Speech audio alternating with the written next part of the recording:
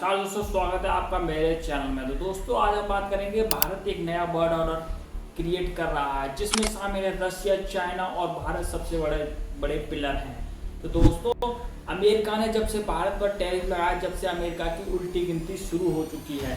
पूरी दुनिया में अमेरिका की बेइज्जती हो रही है।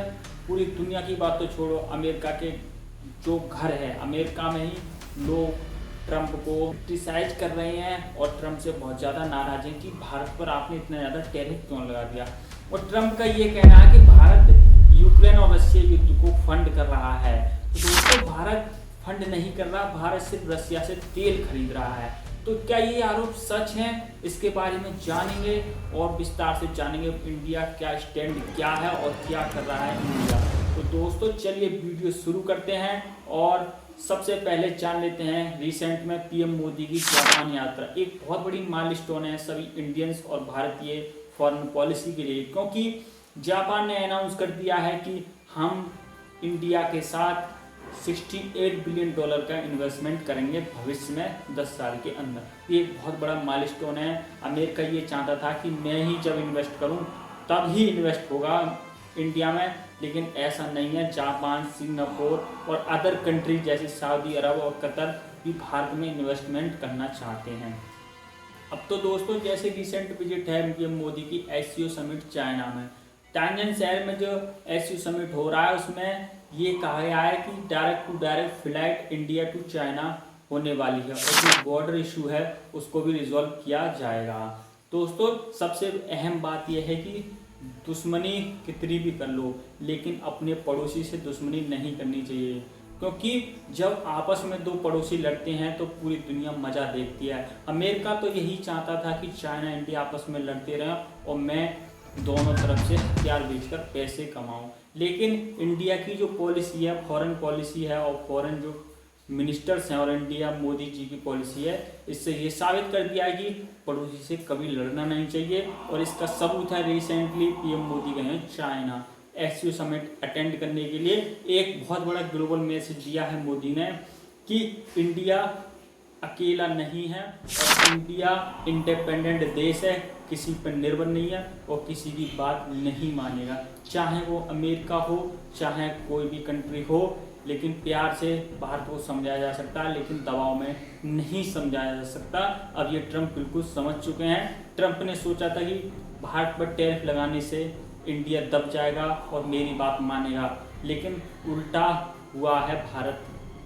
भारत ने अमेरिका की बात नहीं मानी और उसकी जो टैरिफ हैं उसकी धमकी को इलीगल बताया है और कहा है ये बेबुनियाद हैं और अमेरिका जो भारत को दबाना चाहता है ये बिल्कुल गलत हो रहा है।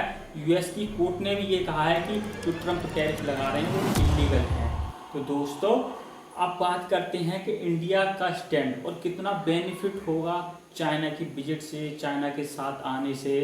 तो दोस्तों बात कर लेते हैं कि चाइना ने अब जो इन्वेस्टमेंट करेगा वो इंडिया में इन्वेस्टमेंट करेगा। ये बात चल रही है कि चाइना इंडिया में डायरेक्ट इन्वेस्टमेंट करने वाला है। और सबसे बड़ी बात है कि रशिया आरआईसी जो ब्लॉक बनाया जा सकता है वो अब एक नया ग्रुप बनाया जा सकता है। 1-2 महीने के अंदर एक बहुत बड़ी ऐलान भी हो सकती है कि आरआईसी रशिया, इंडिया, चाइना एक ब्लॉक बनकर जो वेस्ट का डोमिनेंस है उसको ख़त्म कर दिया जाए। दोस्तों वेस्ट का जो डोमिनेंस है वो अमेरिका का वर्चस्व धीरे धीरे ख़त्म हो रहा है। आप देख सकते हैं क्योंकि उसके पुराने सहयोगी देश जैसे जापान हैं और जो वेस्ट, इंग्लैंड, यूके और फ्रांस ये अब दरकिनारा कर रहे हैं यूएस से, क्योंकि यूएस अपनी मनमानी करता है, अनप्रिडिक्टेबल है और कभी किसी के ऊपर टैरिफ लगा सकता है। कनाडा हो और तो और दोस्त जापान सबसे बड़ा सहयोगी है अमेरिका का, उसने भी अब थोड़े अपने हाथ पीछे खींच लिए हैं, क्योंकि रिसेंटली में वहाँ के जो मिनिस्टर थे वो ट्रेड डील के लिए यूएस जाना चाहते थे लेकिन उन्होंने ट्रेड डील कैंसिल कर दी है। अपनी विजिट जो वो वापस ले ली है, वो नहीं जा रहे हैं। ये अपने आप में बहुत बड़ी बात है और पूरी दुनिया ये मान रही है कि इंडिया पूरा अगेंस्ट खड़ा हो चुका है अमेरिका के, रशिया से भी ज़्यादा।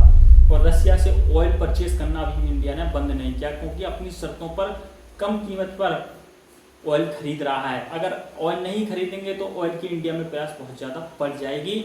और दोस्तों इंडिया का जो स्टैंड है अब वो बहुत ज़्यादा क्लियर है और बहुत ज़्यादा पावरफुल हो चुका है, क्योंकि इंडिया को हर कोई अपने साथ लेना चाहता है, चाहे वो चाइना हो, रसिया हो, अमेरिका हो। लेकिन इंडिया का स्टैंड है वो न्यूट्रल है, लेकिन थोड़ा सा झुकाव आया है रसिया चाइना की तरफ से, क्योंकि ये इंटरफेयर नहीं करते भारत में इंडिपेंडेंट पॉलिसी में। लेकिन अमेरिका जो है डायरेक्ट इंटरफेरेंस करता है इंडियन की फॉरेन पॉलिसी में और इंडियन के इलेक्शंस में, और झूठे झूठे जो वहाँ की रिपोर्ट्स निकाल देता है कि इंडिया ये कर रहा है, वो कर रहा है। ये सब नहीं चलने वाला है। और एक और बात कर लेते हैं, क्वाड जो 4 देशों का समूह था, ऑस्ट्रेलिया, जापान, इंडिया और अमेरिका, ये भी अब ठंडे बस्ते में जा चुका है, क्योंकि जब इंडिया ही इस क्वाड ग्रुप से अलग हो जाएगा या मजबूती से खड़ा नहीं होगा तो क्वाड का क्या मतलब है। तो क्वाड बनाया ही इसलिए गया था कि इंडिया चाइना की आपस में लड़ाई करवाई जा सके। अब इंडिया समझ चुका है कि पड़ोसी से लड़ाई नहीं करनी चाहिए, नहीं तो बर्बादी ही बर्बादी है। अमेरिका तो तमाशा देखेगा, लेकिन हम अमेरिका के चंगुल में नहीं आने वाले हैं। तो वीडियो यहीं समाप्त करते हैं। इंडिया का स्टैंड है हमने बता दिया आपके लिए, और चैनल को सब्सक्राइब करें।